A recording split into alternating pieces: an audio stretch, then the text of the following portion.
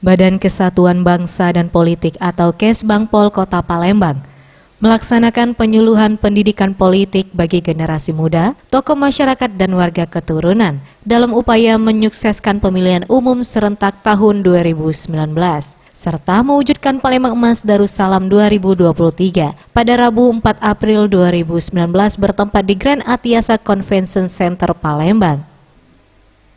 Kepala Badan Kesbangpol Kota Palembang Altur Febriansa menjelaskan, penyuluhan pendidikan politik ini bertujuan agar pelaksanaan pemilu di Kota Palembang dapat berjalan dengan damai dan lancar.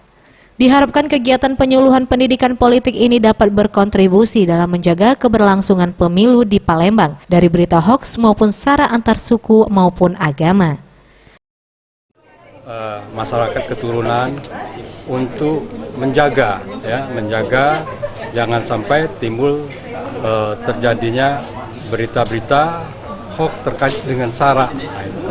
Jadi kita ajak mereka, apalagi kita ketahui sebentar lagi hitungan hari, 13 hari lagi kita akan melaksanakan pemilu. Staf Ahli Wali Kota Palembang K. Sadarudin menambahkan, diharapkan dengan adanya kegiatan ini dapat mempertahankan predikat zero konflik di Kota Palembang, serta juga dapat meningkatkan partisipasi pemilih di Kota Palembang dan menjadikan masyarakat untuk menghindari golput.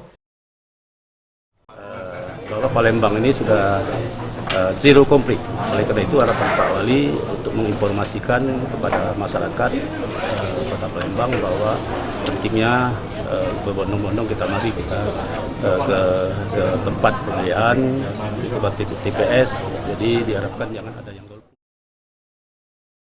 Tim Liputan Sriwijaya TV.